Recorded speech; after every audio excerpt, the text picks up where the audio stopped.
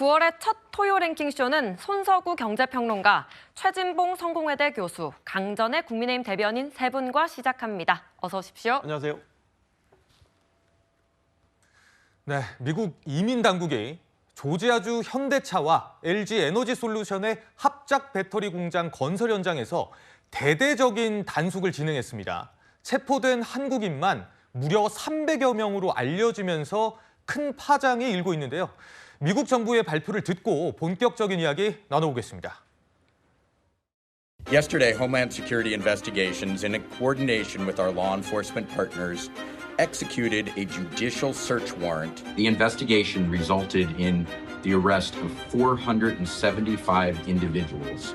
There was a majority of Korean nationals from the 475. 475 were illegally present in the United States or in violation of their presence in the United States. This, in fact, was the largest single-site enforcement operation in the history of Homeland Security investigations.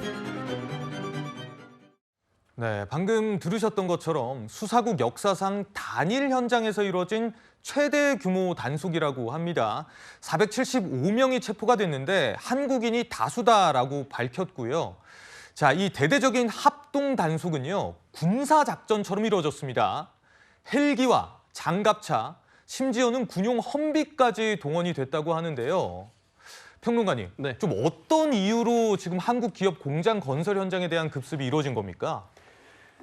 정확한 이유, 속내 이런 것들은 아직 좀 더 파악을 해봐야 되겠지만 이례적인 일임은 분명하죠. 지금 화면에도 나오고 있지만 현지 이제 근무하고 있던 직원들이 이제 단속을 피해서 혹은 돌아다니는 또 지금 뭐 네. 이렇게 도망가는 것 같네요. 네, 도망가는 걸 또 쫓아가고 있는 이런 모습이 연출되고 있죠. 이게 이제 사전에 통보가 있고 들어간 게 아니라 수색 영장을 가지고 급습을 한 겁니다. 예. 그래서 아무도 모르는 상태에서 갑자기 이제 들이닥치는 것이고요. 그러니까 현장에서 근무하고 있던 직원들은 뭐 크게 당황할 수밖에 없었고, 보셨지만 헬기까지 동원됐고 험비 같은 이제 군사 차량까지 다 동원돼서 군사 작전처럼 밀고 들어왔거든요.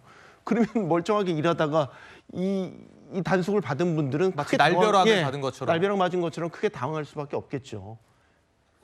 네, 그런데 미국 당국의 오늘 공식 발표를 한번 살펴보도록 하겠습니다.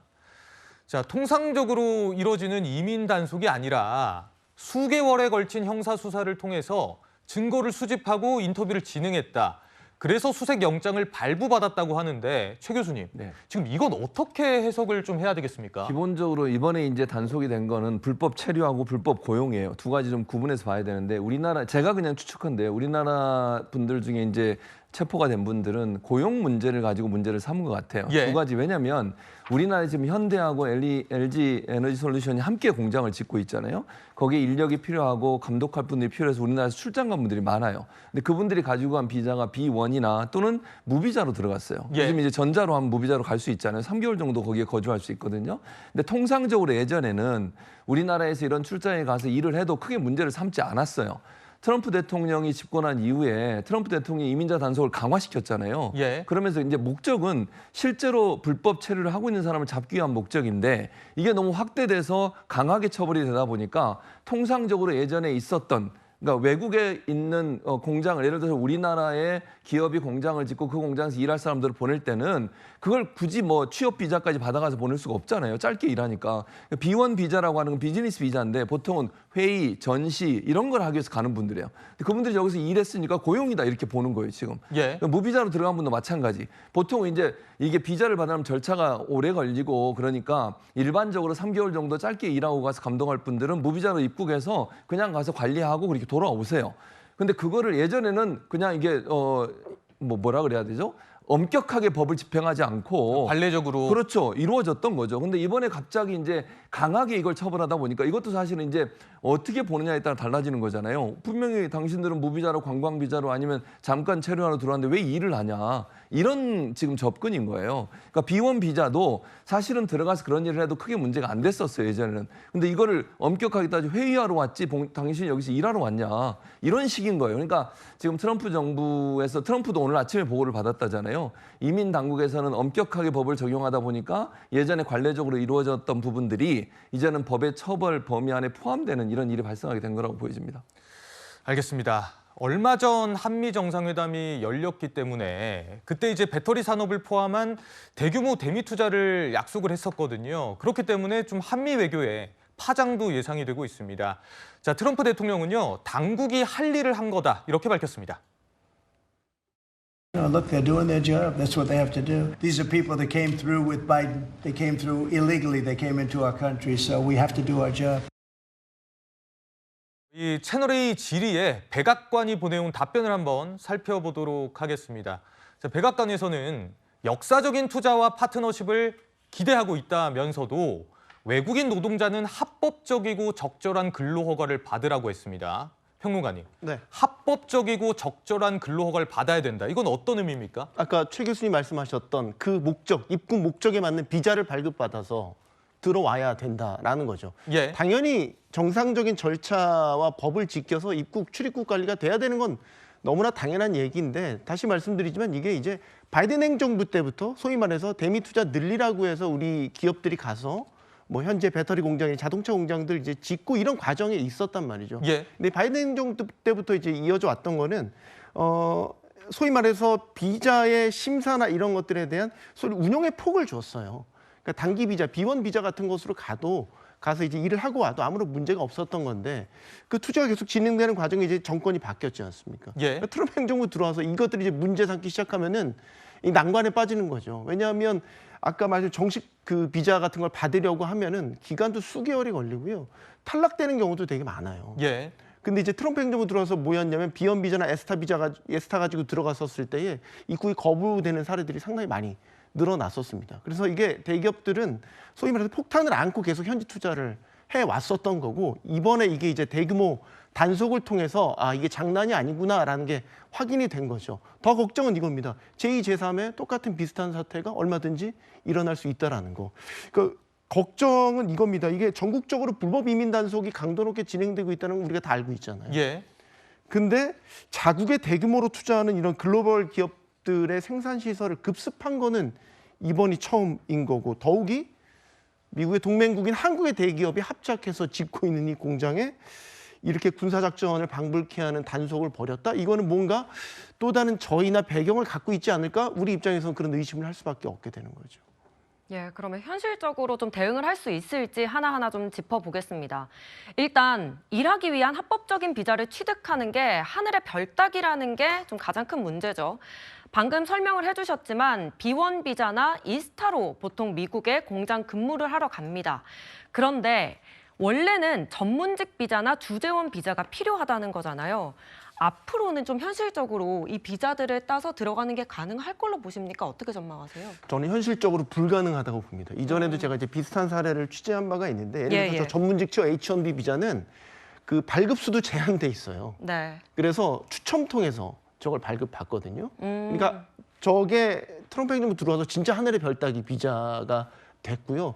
그래서 사실 이제 불법과 합법을 왔다 갔다 하는 비원 상용 비자로 가서 이제 일을 해 왔던 거죠. 예. 저 비자 정책이 확 바뀌지 않는 이상 현실적으로 어렵다고 봅니다. 근데 저 이제 걱정이 이거예요. 이번에 이제 300명 체포돼서 아마 조사가 이루어지겠죠.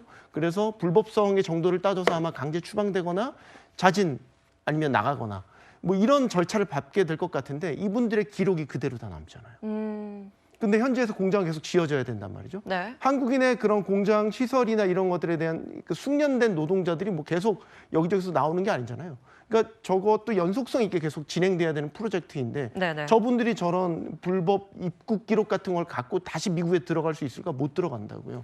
그럼 이제 앞으로 프로젝트를 연속성 있게 어떻게 진행하냐라는 거죠. 그러니까 미국 세관 당국이나 이번에 단속하고 나서 그 배경을 보면 미국인들 고용해서 현지에서 대응을 해라라는 건데 예.